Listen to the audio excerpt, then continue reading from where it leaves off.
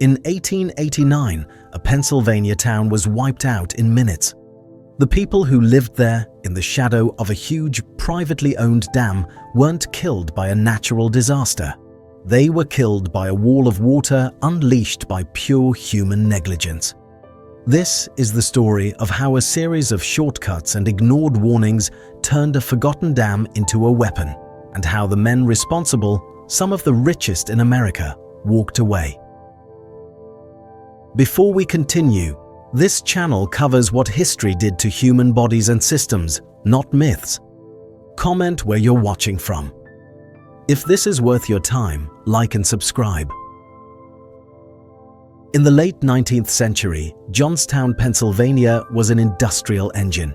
It was a company town built around the Cambria ironworks, which forged the steel rails connecting the country. Immigrant families from Europe lived in small homes on the valley floor, their lives measured by the factory whistle. The little Conemaugh River ran through it all. It flooded sometimes, but it was a known quantity. No one considered it a real threat. They felt secure. 14 miles upstream and 400 feet higher, there was another world. This was Lake Conemaugh, a massive, man-made reservoir held back by the South Fork Dam. The dam was an enormous earthen structure, 72 feet high and over 900 feet long. To the people in Johnstown, it was just part of the landscape. They didn't know the specifics. They didn't know that 20 million tons of water were suspended directly above their heads, held back by a crumbling wall of earth and stone. This lake was the private property of the South Fork Fishing and Hunting Club. It was an exclusive resort for industrial titans like Andrew Carnegie, Henry Clay Frick, and Andrew Mellon. They came here to escape the smoke of Pittsburgh, relaxing in a 47-room clubhouse and private cottages. It was a world of extreme wealth, completely disconnected from the working-class town that lay in the dam's direct path. That separation between those who enjoyed the lake and those who unknowingly carried its risk was about to collapse.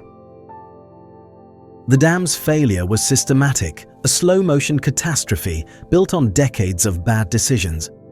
The original structure, built by the state between 1839 and 1853 for a canal system, was a solid piece of engineering. But when the railroad made the canal obsolete, the dam was abandoned. In 1862, a culvert collapsed, causing a breach that drained the lake. It was the first clear warning of the dam's vulnerability. It was ignored. When the South Fork Fishing and Hunting Club bought the property in 1879, they didn't see a liability. They saw a cheap foundation for their resort. The club put a co-founder, Benjamin Ruff, in charge of the repairs. Ruff had no engineering background. No qualified civil engineers were consulted. That decision sealed the fate of Johnstown. The club then made a series of critical, fatal modifications. First, they didn't replace the dam's original discharge pipes. These 5 large cast-iron pipes were the primary pressure release valve designed to safely drain the lake. A previous owner had sold them for scrap. The club never put them back. Without them, there was no way to lower the water level in an emergency. The dam's most important safety feature was gone. Second, to make the road across the top wide enough for 2 carriages to pass, the club lowered the crest of the dam by 2 to 3 feet.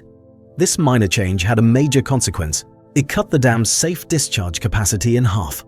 The margin for error between a full lake and a total failure was now dangerously small.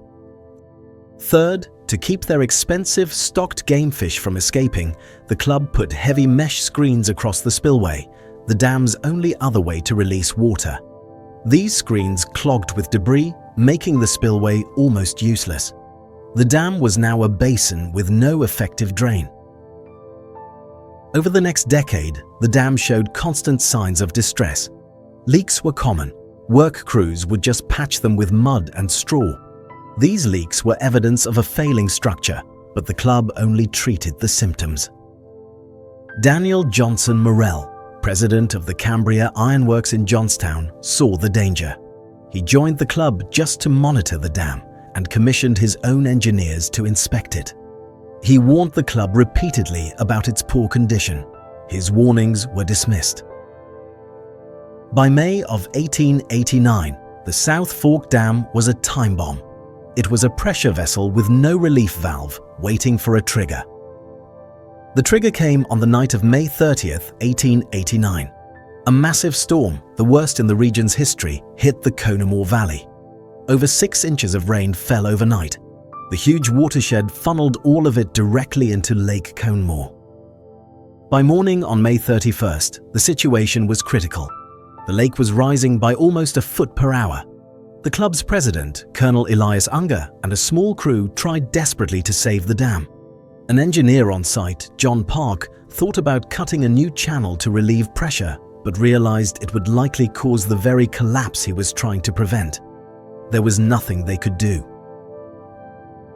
Park rode to a nearby town to send telegraph warnings to Johnstown. The messages arrived, but they were met with disbelief. Johnstown had seen high water before. The warnings were mostly ignored. Back at the dam, Unger's men tried to clear the clogged spillway and pile mud on top of the dam to raise its height. It was useless. The lake was rising too fast. Around 1:30 p.m., they knew the dam was going to fail. They ran for high ground. For the next hour, water poured over the top of the dam. It started as a trickle, then became a cascade, eating away at the outer wall.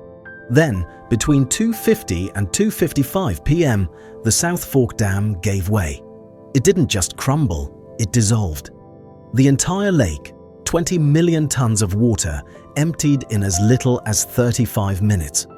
For a short time, the flow rate of the escaping water was equal to the average flow rate of the Mississippi River. A wall of water nearly 40 feet high tore down the valley. It moved like a freight train, scouring the landscape down to bedrock. Trees, houses, factories, bridges, and locomotives were pulverized and swept into the torrent. 14 miles downstream in Johnstown, the flood wave arrived with almost no warning. It didn't hit the town as water, it hit as a solid wall of wreckage. Houses were ripped from their foundations and simply disintegrated. Buildings collapsed, railroad tracks were twisted into spirals, and 170,000-pound locomotives were tossed thousands of feet. The destruction wasn't over. A massive stone railroad bridge at the edge of town held its ground, but it acted as a strainer, catching the debris and bodies in a 30-acre pile. This mountain of wreckage, soaked in oil from broken tanks, then caught fire. For many who survived the initial wave, a new horror began. They were trapped in a burning, waterlogged inferno that raged for days. When the water finally receded, 4 square miles of Johnstown had been completely destroyed. The final count was 2,209 dead. That number included 396 children. 99 entire families were wiped out. More than 750 victims were never identified and were buried in a mass grave. The nation was in shock. The response was immediate. Clara Barton and the American Red Cross arrived to lead one of the organization's first major relief efforts. But along with aid came one question: who was responsible? Public anger pointed directly at the South Fork Fishing and Hunting Club. Newspapers condemned the industrialists for their negligence, but the club's power and money proved it to be an impenetrable shield. Dozens of lawsuits were filed by survivors. Not a single club member or officer was ever held legally responsible. The club's lawyers, who included members Philander Knox and James Hayreed, successfully argued the flood was an act of God, a natural disaster beyond anyone's control. In the courts of the Gilded Age, it worked. The victims received no justice. An investigation by the American Society of Civil Engineers was delayed for years. Its final report concluded that the dam would have failed even if it had been properly maintained, a finding that protected the club from blame. It wasn't until much later that modern hydraulic analysis confirmed the obvious. The club's modifications, specifically lowering the dam and failing to replace the discharge pipes, had cut the dam's safe discharge capacity in half and were the direct cause of the failure. A properly maintained dam would have held. The Johnstown flood was not an act of God. It was the direct result of neglected design, deferred maintenance, and ignored warnings. It was a preventable catastrophe born from an inequality that allowed the leisure of a few to endanger the lives of thousands. The men responsible used their wealth to escape accountability, but the verdict of history is clear. The flood was, and remains, a monument to the fatal consequences of negligence. If you want more breakdowns of how engineering mistakes and bad decisions erased entire cities, subscribe. History doesn't usually collapse in battles. It collapses when systems fail. Tell me which structure we autopsy next: a dam, a bridge, or a city's water supply?